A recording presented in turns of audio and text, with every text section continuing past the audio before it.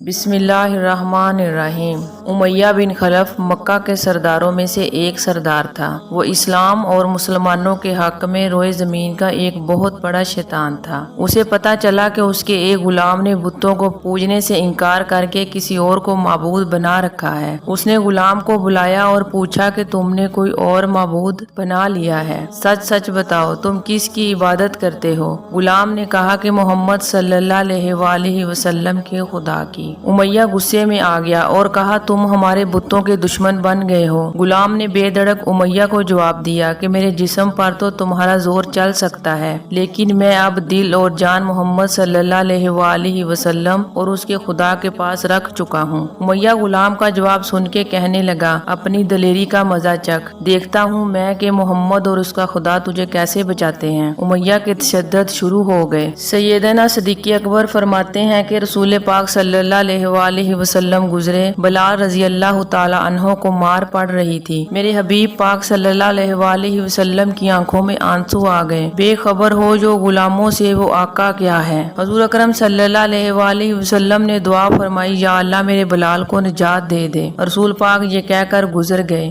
حرم شریف کے کونے میں بیٹھ گئے۔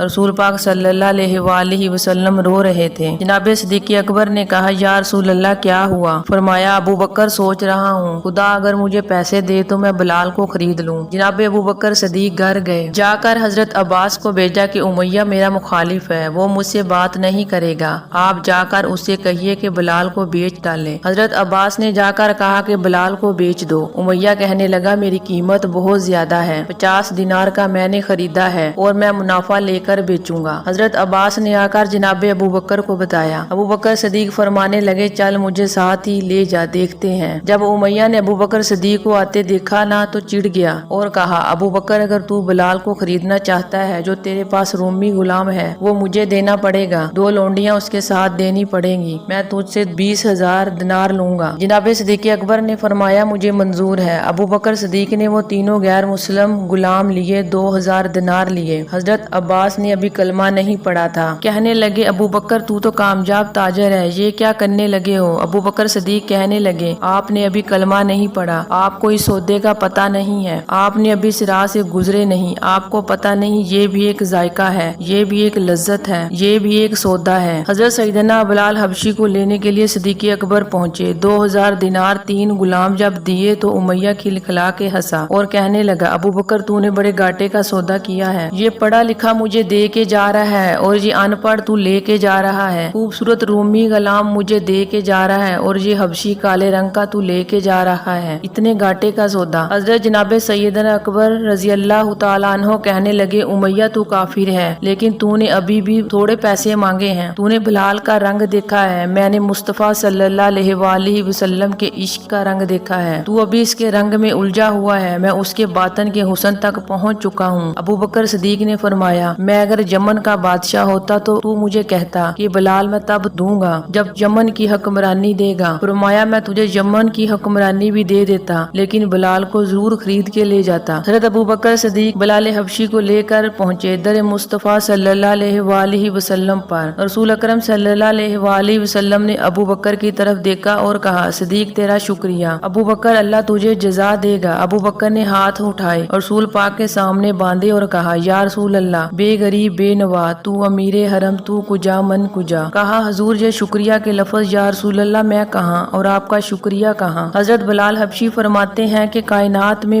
نے اتنا پیار کبھی نہیں دیکھا تھا، 30 سال سے زیادہ میری عمر تھی، مجھے تو کبھی کسی نے پاس بٹھا کر کھانا بھی نہیں کھلایا تھا۔ فرماتے ہیں حضور پاک سخت کھجوریں سائڈ پر کرتے اور نرم کھجوریں مجھے کھانے کے لیے دیتے، مجھے یوں لگتا تھا کہ میں زمین پر نہیں عرش کی بلندیوں پر بیٹھا ہوں۔ کائنات کی ساری نعمتیں، ساری عطا، سارا فضل، ساری عنایتیں میری جولی میں گر گئی ہیں۔ بلال حبشی اپنا زیادہ وقت رسول اکرم کی خدمت میں گزارتے۔ آپ ابتدائی اسلام میں ایمان لائے۔ فتح مکہ کے موقع پر آپ نے حضرت محمد صلی اللہ علیہ وآلہ وسلم کے کہنے پر کعبے کی چھت پر کھڑے ہو کر اذان دی۔ سب سے بڑھ کر حضرت بلال کو رسول اکرم صلی اللہ علیہ وآلہ وسلم کی وہ خدمت نصیب ہوئی جس پر بڑے بڑے سرداروں نے بھی رشک کی نگاہ سے دیکھا۔ ناظرین آپ کو ہماری ویڈیو پسند آئی ہو، ویڈیو کو لائک ضرور کریں۔